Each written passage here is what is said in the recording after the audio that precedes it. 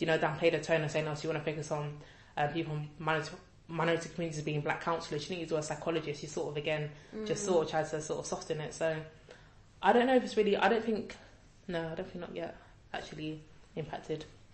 When you said about your placement year, how was that process? So did you have to apply for placements and then go for interviews, or was it something that was just allocated to you? No, I had to apply. So that was the second interview. The first interview I had was in Hayward's Heath. Okay. Hayward's Heath, yeah, that was Sussex again, so Sussex Pastoral Trust. And again, so that was, I don't know, I felt like I think the woman who interviewed me for Basingstoke, she said I was really good. And she said that if they had 2 jobs, she would give me the first one. She would give me the second place, but she didn't. And I do feel slightly, she probably knows herself that this is a very white, sort of community, and I probably wouldn't fit in as much as the other person did. And I do feel that if I was black, that's why I didn't get the main post. But that's what the procedure was for that. Okay. Okay. Can you tell me about any specific strengths that come with being from a BME background when applying for the doctorate? Specific strengths. I would say, well, first of all, like we're the sort of we are the oppressed, and white people aren't the oppressed. So they haven't actually had that sense of racism going towards them, really. So I think having that sort of being underestimated allows you to sort of work harder, because you're going to be judged because you're black, basically, or from maybe community anyway. So they're not going to sort of expect you to have these sort of skills and qualities. So I think I would say your strength is just be quite open-minded to sort of the sort of negatives of the sort of NHS and the system, really. I think that will be one strength. I think also, I'm not saying all people from BAME communities, but some of us have experienced a level of adversity, and I think that adversity again builds character just in general, and I think having that I will be able to tackle maybe sort of the challenging sort of situations that come my way as a potential aspiring therapist, really. And I think also, depending on obviously where you apply, I think if you're from a London background, you do apply for posts in London, I think it will give you a bit more, I think, easy access to sort of understanding the community that you're working with, whereas if I was applying maybe in Leeds, I probably wouldn't really fit with the university ethos. So I think I have that advantage in that way. Okay. Can you tell me about any specific limitations that come with being from a BME background when applying for the doctorate? Your limitations, yeah, well, like you're back in it, that you're going to be underestimated regardless. I feel like you just have to work a bit harder, really. Again, it's hard to say, because I'll say racism as well. I think that's one of the main issues, is just having being a white middle class for so long, trying to get your foot in the door, and it's like, how do you sort of challenge those sort of prejudices that people have for so long? But I think that's will be the challenges, really, and I think just trying to show them how good you are, because you will be underestimated ultimately. So it's just sort of, I don't know, a challenge to sort of just present yourself as this professional, really, and some people just don't take you seriously. Like, so example, you see more people from BAME communities, more in like nursing, social work, those sort of fields, and so you're here now, it's like, oh, what are you doing here, sort of thing. It's like, oh yeah, I'm here to sort of work, like, am I ever going to be accepted? Am I ever going to be taken seriously? And I think for me, just being from BAME community itself, being African, young female, that to me is going to hinder me, I think, really. Okay. What considerations do you have when choosing which doctorate course to apply for? Considerations. I think for me, just looking at the sort of ethos of the uni, do they fit with my ethos, my values and beliefs? Location, I would say that be being close to home as possible, really. I don't think I would travel far for I think a decline psych training. I don't think is relevant. Considerations, I don't know.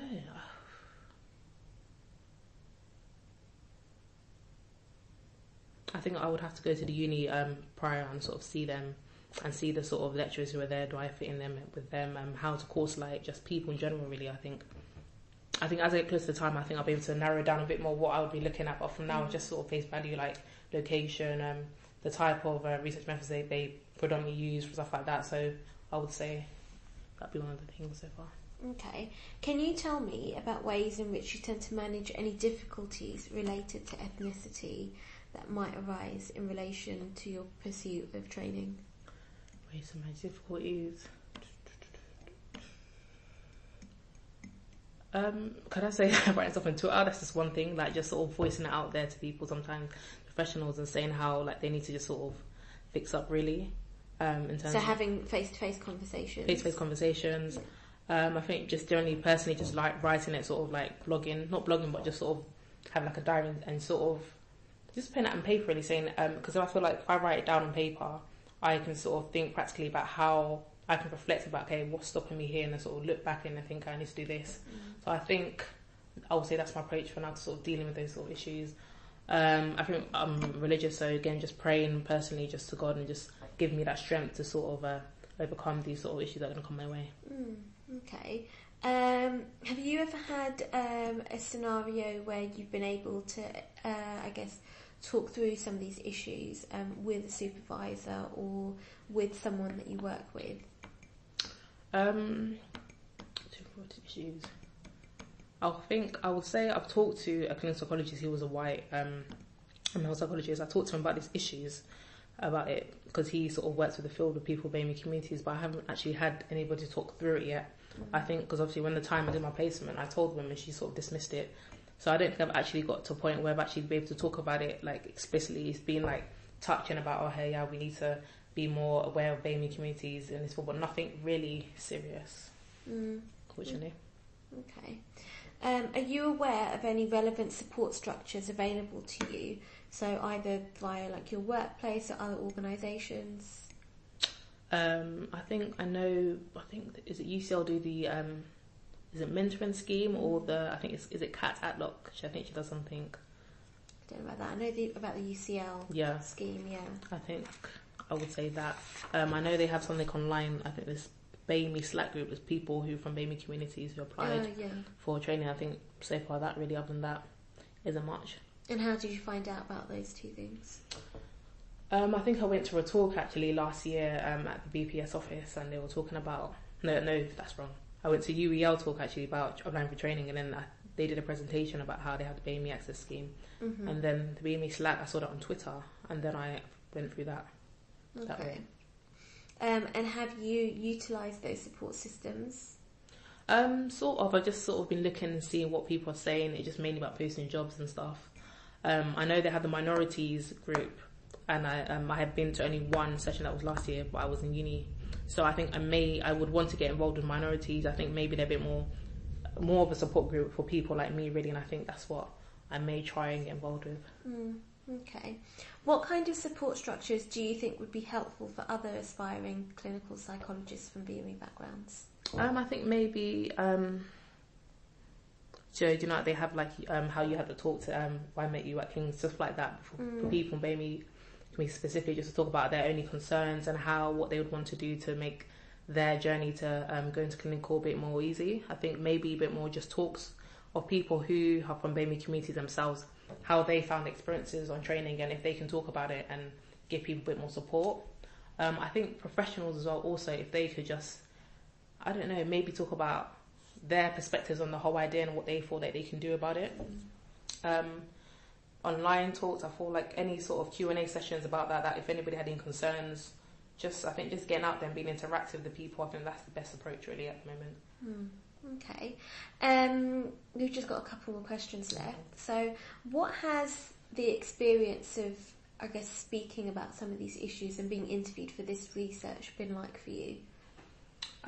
I think for now, I don't know if I'm saying, but it hasn't really hit me yet. I think the issues I've sort of encountered are quite minor, and I think I haven't had any serious direct issues yet. And I think for me, because of the way racism, I've become quite normalised to it, and I think unfortunately it's one of the situations where I'm going to expect to be treated differently because of the colour of my skin and my race and stuff like that.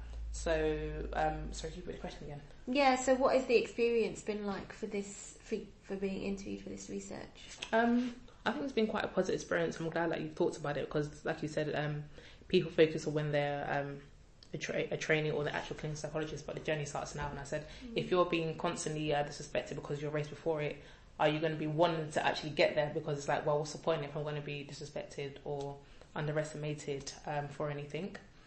So I think experience has been quite, I would say, positive really, being interviewed. I think I'm glad I've been able to share some of my experiences about the reality of working in NHS, and I feel like a white NHS system really when trying to apply for these sort of roles. And I think I think people need to be talking about a bit more for people at lower levels, not so much when they get to trainees, because